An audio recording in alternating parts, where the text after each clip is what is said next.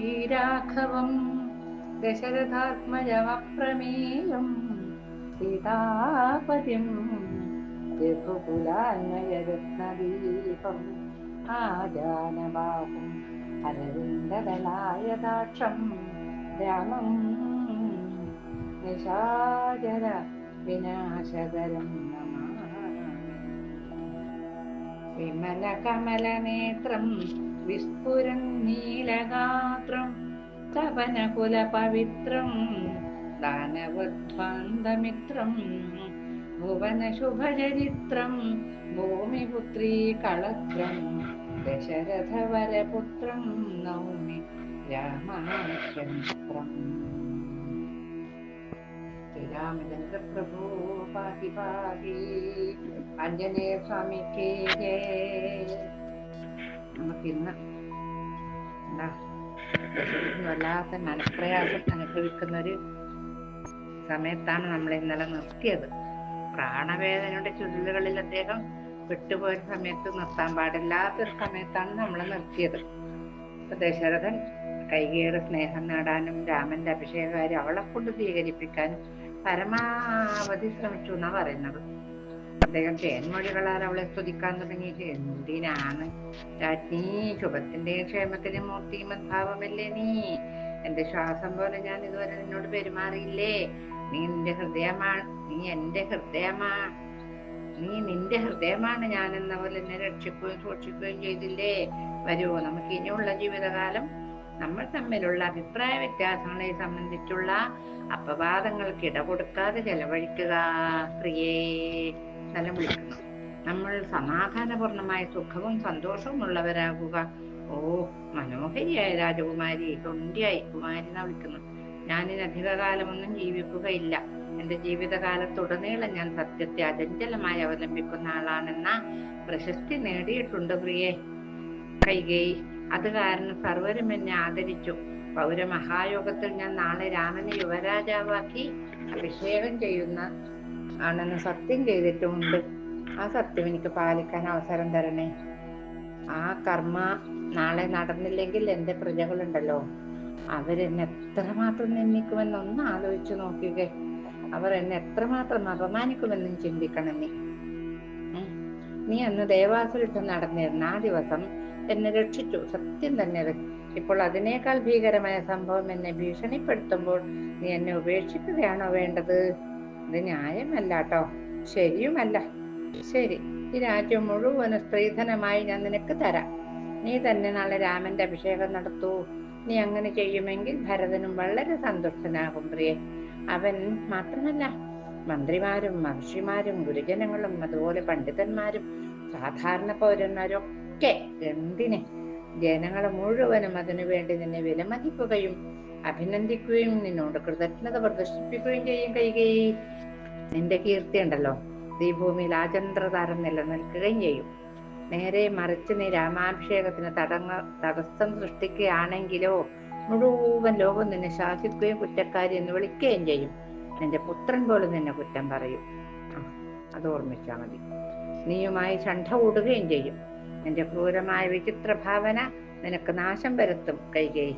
കൂടാതെ ഈ രാജവംശത്തെ തന്നെ നാണക്കേടിൽ മുക്കി കളയുകയും ചെയ്യും. നീ നാട്ടിലെ ഏറ്റവും എളിയവർ പോലും നിന്റെ നേരെ വലിച്ചെറിയുന്ന കഷ്ടം എന്ന നാണം കെട്ട ആക്ഷേപത്തിന് നീ ശരവ്യയുമായി തീരും കൈകേയി. ഇക്കാര്യം പര്യാലോചിക്കൂ. അനശ്വരമായ യശസ് സമ്പാദിക്കൂ. അഭിഷേകം തടയാനുള്ള തന്ത്രം നിർത്തൂ. നീ നാളെ രാമനെ നീ നിന്റെ കൈകൊണ്ട് തന്നെ അഭിഷേകം ചെയ്യൂ. എന്തൊക്കെയാ പറയുന്നയാള്. മഹാമനസ്കതയോടുകൂടി ഈ പ്രവർത്തനത്തിൽ നിന്ന് അവൾക്കുണ്ടാകാവുന്ന ആനന്ദത്തെ കലാകുശലതയോടെ കോർത്തിണക്കപ്പെട്ട മധുരവും അതുപോലെ തന്നെ വശീകരണ സമർത്ഥവും ആയ സമുചിത പദങ്ങളിൽ ദശരഥൻ വർണ്ണിച്ചു. അവൾ തന്നെ അനന്തരാവകാശി കിരീടധാരണം ചെയ്യിക്കുന്ന പ്രത്യാശയിൽ കൂടി അവളെ അതിഹർഷത്താൽ പരവശപ്പെടുത്താമെന്ന് അദ്ദേഹം പ്രതീക്ഷിച്ചു. എന്നാലോ കഷ്ടം. പക്ഷേ കൈകേയി വഴങ്ങിയില്ല. അവൾ പറയുകയാണ്, രാജാവേ, അങ്ങയുടെ വാക്കുകൾ കേവലം അസാധാരണവും അർത്ഥശൂന്യവുമായി എനിക്ക് തോന്നുന്നു. അന്ന് ചെയ്ത സത്യത്തിൽ നിന്ന് പിന്നോക്കം പോകുവാനാണ് അങ്ങ് ശ്രമിക്കുന്നത്.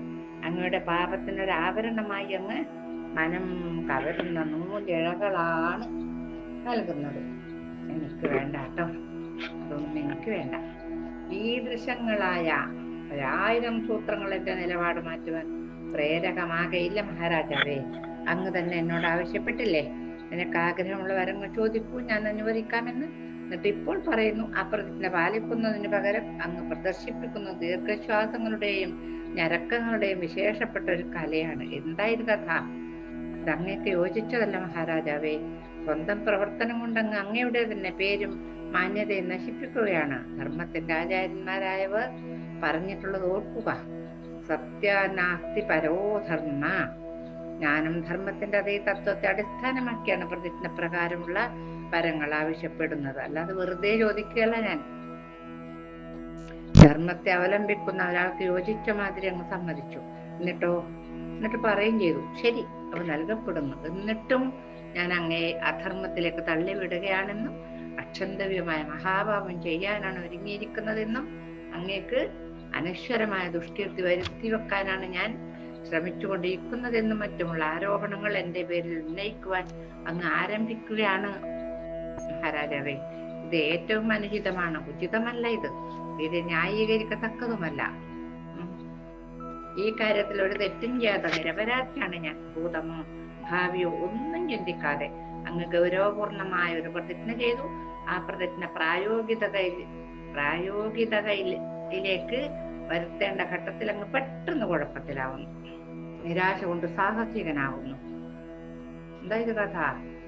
കുറ്റം അങ്ങയുടെ തന്നെയാണ്. ഞാൻ ആര് പറഞ്ഞാലും ശരി, ഞാനത് സമ്മതിച്ചു കൊടുക്കൂല. കുറ്റം അങ്ങയുടെ തന്നെയാണ്.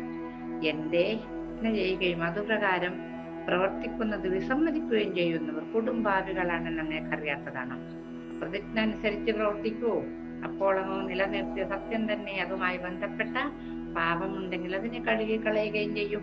അങ്ങ് ഓർക്കുന്നില്ലേ, കഴിഞ്ഞ കാലങ്ങളിൽ പ്രാവിനെ പിന്തുടരുന്ന കഴുകനോട് ചെയ്ത വാഗ്ദത്തം പരിപാലിക്കുന്നതിനായി ശിബി ചക്രവർത്തി ആ കഴുകന് തന്റെ ശരീരത്തിൽ നിന്ന് മാംസം അരിഞ്ഞെരിഞ്ഞെരിഞ്ഞെരിഞ്ഞ് ഭക്ഷണമായി കൊടുക്കുകയുണ്ടായി. അങ്ങേക്കറിയില്ലേത്? അതുപോലെ തന്നെ അലാർക്ക ചക്രവർത്തി തന്നോട് എന്ത് ചോദിക്കുന്നുവോ അത് ദാനം ചെയ്യുന്നതാണെന്ന് വാഗ്ദത്തം ചെയ്തു. അതുല്യ ഗാംഭീര്യമുള്ള ആളായിരുന്നു അദ്ദേഹം. വാക്ക് പാലിക്കുന്നതിനു വേണ്ടി ഒരു ബ്രാഹ്മണൻ 2 കണ്ണിച്ചൂഴ്ന്നെടുത്ത് കൊടുത്തില്ല അദ്ദേഹം. സമുദ്രത്തെ നോക്കൂ, അത് സരിൽപതിയാണ്. എന്നിട്ടും പ്രതിജ്ഞയാൽ ബന്ധിതനായത് തീരപ്രദേശത്തെ അതിക്രമിക്കാതെ അവയ്ക്കിടയിൽ തന്നെ സ്ഥിതി ചെയ്യുന്നു. കടലൊന്ന് ക്ഷോഭിച്ചു കഴിഞ്ഞാലേ എല്ലാം വെള്ളത്തിൽ മുക്കാവുന്നതേ ഉള്ളൂ. പക്ഷേ ഒരു വാക്ക് കൊടുത്തത് പാലിച്ചുകൊണ്ട് തന്നെയാണ് സമുദ്രം പോലും. എന്നിട്ട് ഒരു പുരുഷനായി അങ്ങേക്കാവാത്തത് എന്തിനാണ് 1000 ഉദാഹരണങ്ങൾ ഇങ്ങനെ ആവർത്തിക്കുന്നത്, ജൽപ്പിക്കുന്നത്? എല്ലാ വസ്തുക്കൾക്കും എല്ലാ മനുഷ്യർക്കും സത്യമാണ് ഏറ്റവും ഉന്നതമായ പ്രമാണം, ഏറ്റവും ഉന്നതമായ ആദർശവും അത് തന്നെ. സത്യം ബ്രഹ്മമാണ്, സത്യമാണ് ആദ്യമുണ്ടായ ശബ്ദം, അത് ധർമ്മമാണ്. സത്യം മാത്രമാണ് ഒരു മാറ്റത്തിനും വിധേയമാവാത്തതും ന്യൂനീകരണം ഇല്ലാത്തതും. ഭവാദുഷന്മാരായ ചക്രവർത്തിമാർ നശ്വര വസ്തുക്കൾക്ക് വേണ്ടി അനശ്വര വസ്തുക്കൾ കൈവിട്ട് കളയാൻ പാടില്ല. അങ്ങ് ചെയ്ത വാഗ്ദത്തത്തെ മുറുകെ പിടിക്കുക. എന്നിട്ട് എന്നും നിലനിൽക്കുന്ന യശസ്സും പ്രഭാവവും സുരക്ഷിതമാക്കുക. അതാണ് നിർവഹിക്കേണ്ട ശരിയായ കാര്യം.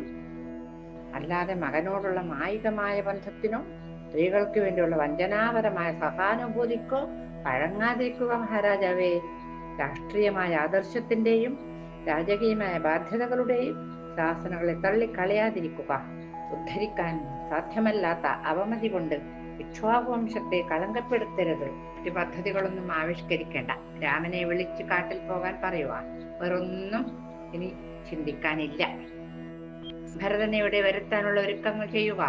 ബന്ധപ്പെട്ട മന്ത്രിയോട് വിളംബമ്പിനായി കാര്യങ്ങളൊക്കെ ശ്രദ്ധിക്കാൻ ആവശ്യപ്പെടുക. നോക്കൂ, പൂർവാകാശം പ്രകാശിച്ചു തുടങ്ങുന്നു.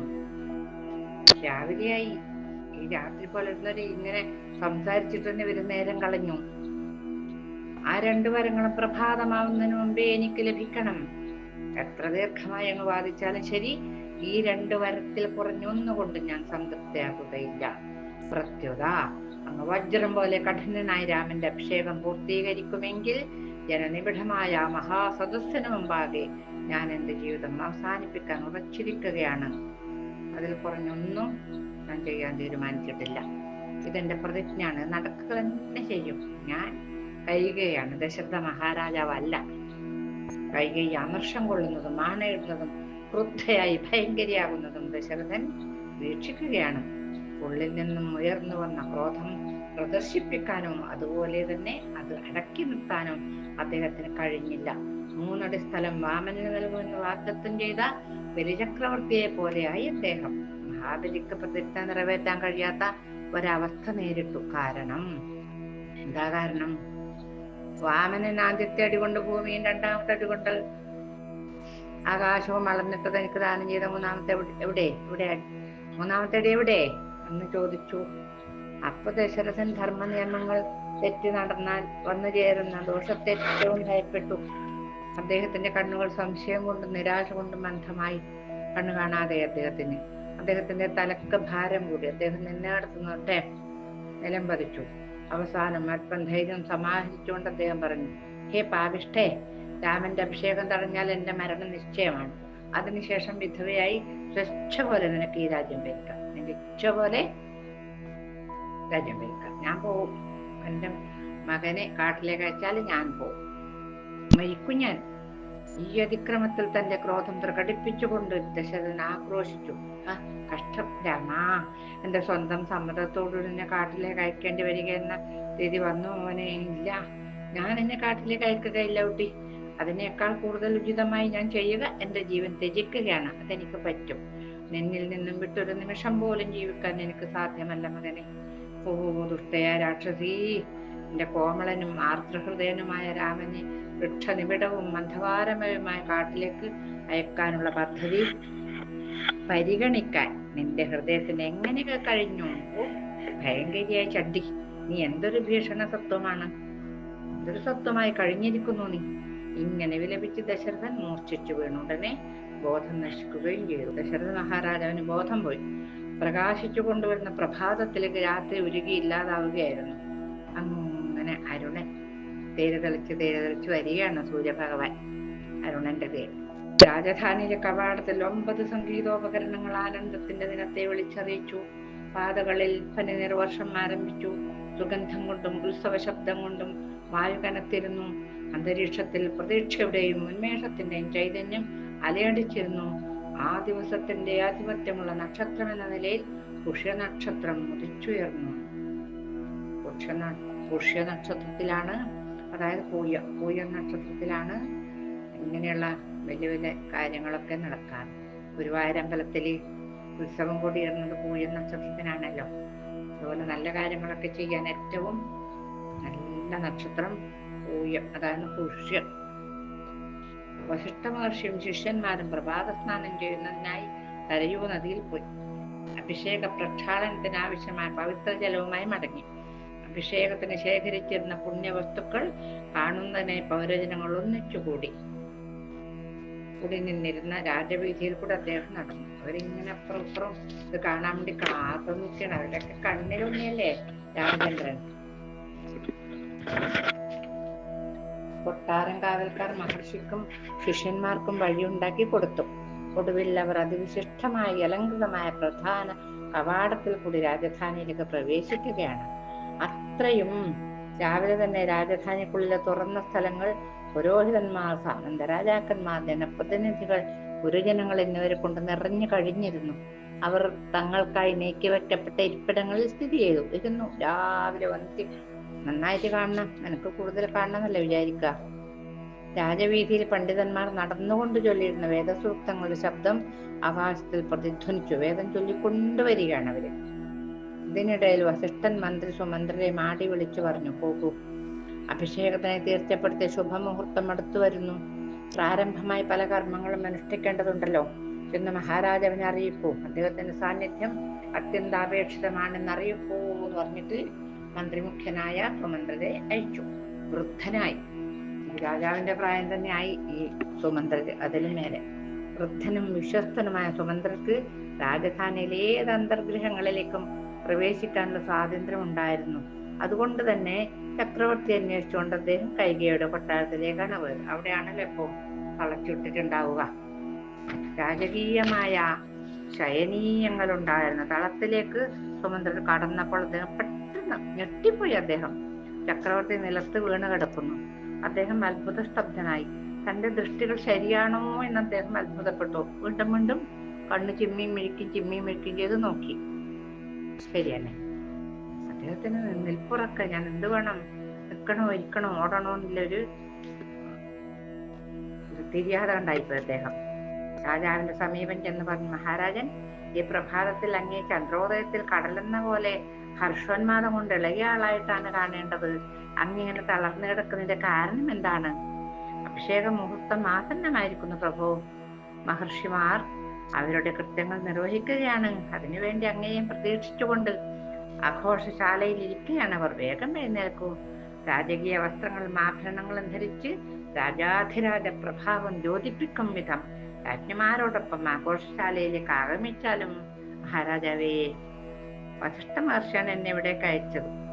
അങ്ങയെ സിംഹാസനത്തിനടുത്തേക്ക് ആനയിക്കാൻ കൽപ്പിച്ചത്. മന്ത്രിയുടെ വാക്കുകൾക്ക് ദശരഥൻ ദുഃഖം നിയന്ത്രിക്കാൻ കഴിഞ്ഞില്ല. ഉച്ചത്തിൽ കരഞ്ഞു. വളരെ ഉച്ചത്തില് സ്ത്രീകൾ കരയുമ്പോൾ കരയാൻ തുടങ്ങി മഹാരാജാവ്. കരച്ചുകൾക്കിടയിൽ സുമന്ത്രോട് ഇങ്ങനെ പറഞ്ഞു, സുമന്ത്രരെ, നിങ്ങളുടെ മുഖസ്തുതി എന്റെ ഹൃദയത്തെ പിളർക്കുന്നു. സുമന്ത്രക്ക് ഒരടി മുന്നോട്ട് വെക്കാനോ ഒരടി പിന്നോട്ട് പോകാനോ കഴിഞ്ഞില്ല. സ്തബ്ധനായിപ്പോയി. നിന്നിടത്ത് തന്നെ നിശ്ചലം നിന്നുപോയി അദ്ദേഹം. കൈകൂപ്പിക്കൊണ്ട് അന്വേഷിച്ചു, മഹാരാജാവെ, എന്ത് സംഭവിച്ചു ഇവിടെ? ആനന്ദത്താൽ നിമഗ്നനാകേണ്ട ഈ ഘട്ടത്തിൽ ഈ സങ്കടം എന്തിനെ? ഈ ദയനീയമായ വിലാപത്തിന്റെ കാരണമെന്ത്? എനിക്കൊന്നും മനസ്സിലാക്കാൻ കഴിയുന്നില്ലല്ലോ എന്ന് പറഞ്ഞു.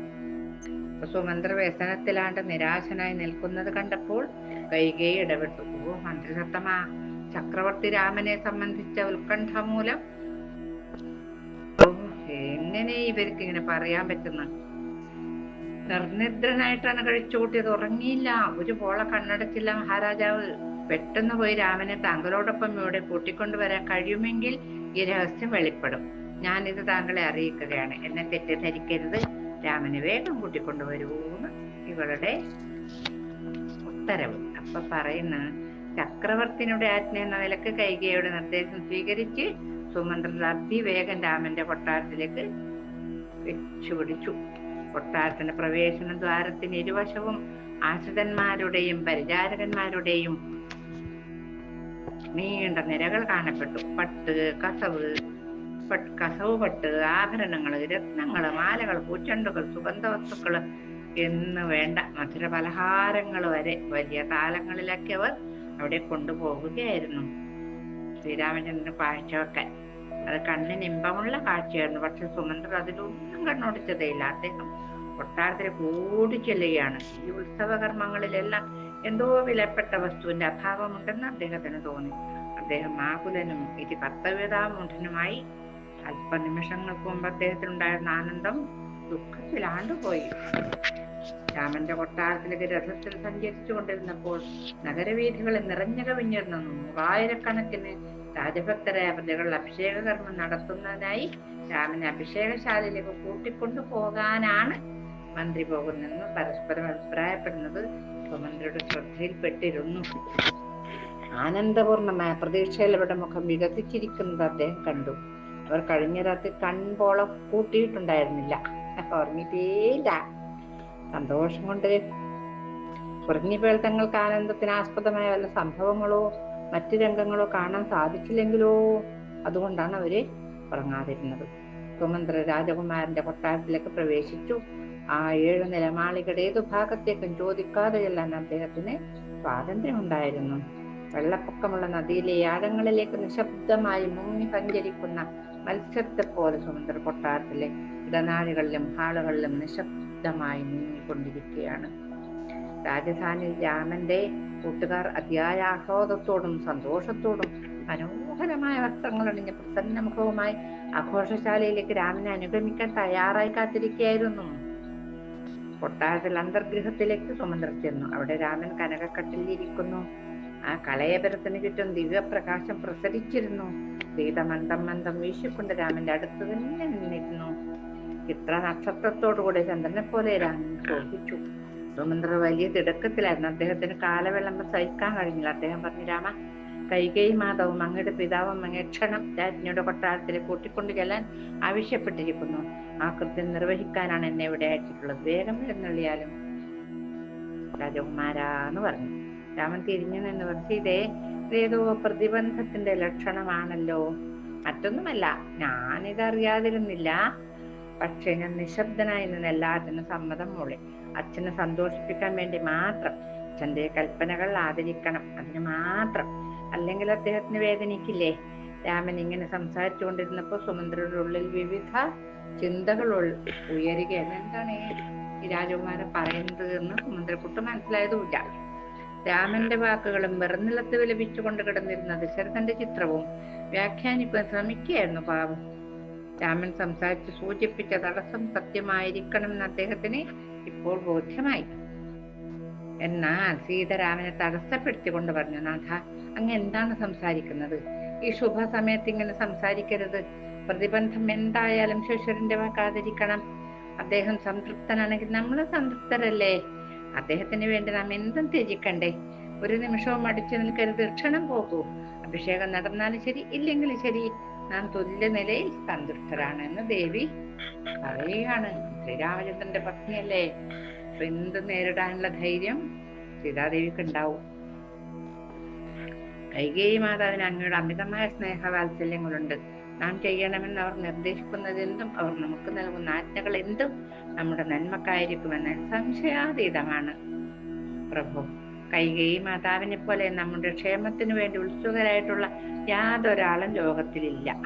അതാണ് അച്ഛനും അങ്ങനെയുള്ള അമ്മയും അവരുടെ അടുക്കലേക്ക് ക്ഷണം ചെല്ലണമെന്നറിയിച്ച നമ്മൾ എത്ര സന്തുഷ്ടരായിരിക്കണം. ഹരിപുത്ര, ഇത് പറഞ്ഞുകൊണ്ട് സീതാതളത്തിന്റെ പ്രധാന വാതിൽ വരെ രാമൻ അനുഗമിച്ചു. അദ്ദേഹത്തിന് നന്മാശംസിച്ചു. രാമൻ സീതയോട് പറഞ്ഞു, സീതേ, ഞാനിതെല്ലാം അറിയുന്നു. എനിക്ക് കഴിഞ്ഞ ദിവസങ്ങളും ഇപ്പോഴുള്ള ദിവസങ്ങളും ഇനി വരാനിരിക്കുന്ന ദിവസങ്ങളും എല്ലാം ഒരുപോലെ. എനിക്ക് ഏറ്റക്കുറച്ചിലില്ല.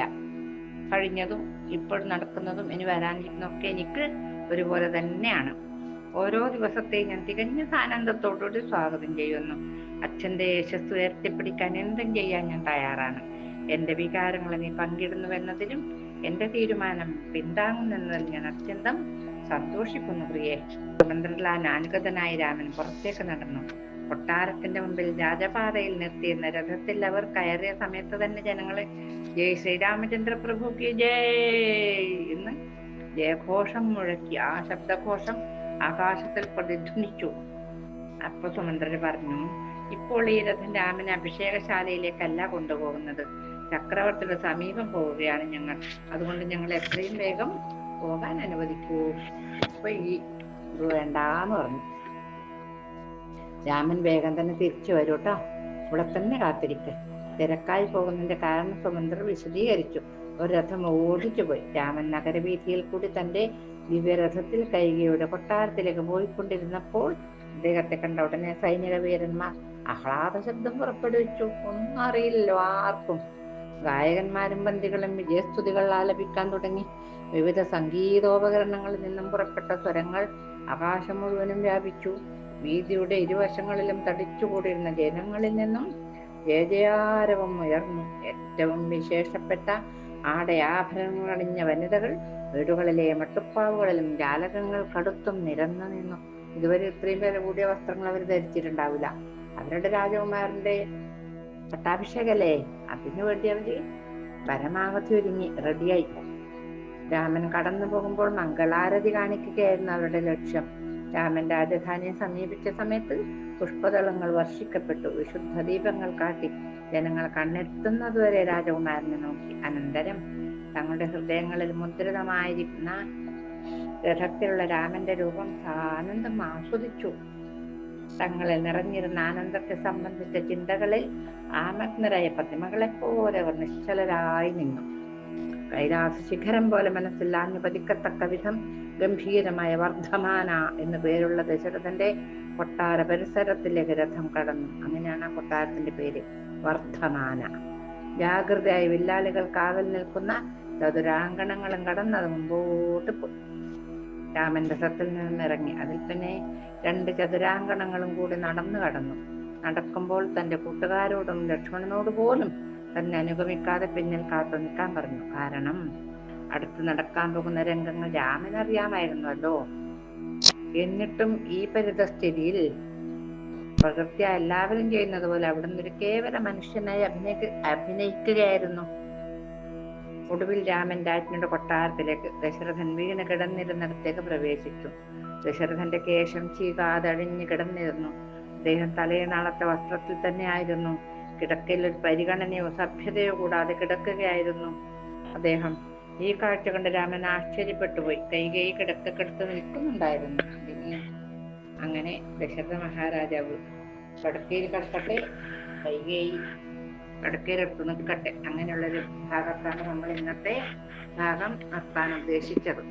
ബാക്കി നാളെ കുറേ ബുദ്ധിമുട്ടുള്ള ഭാഗങ്ങളൊക്കെയാണ് നമുക്ക് നാളെ പറയാനുള്ളത്. മംഗളം കോസലേന്ദ്രായ മഹനീയ ഗുണാധയേ ചക്രവർത്തി തനൂജായ സാർവഭൗമായ മംഗളം വേദാന്ത വേദവേദ്യായ മേഘശ്യാമളമൂർത്തയേ ഉത്സാമോഹന രൂപായ പുണ്യശ്ലോകായ മംഗളം.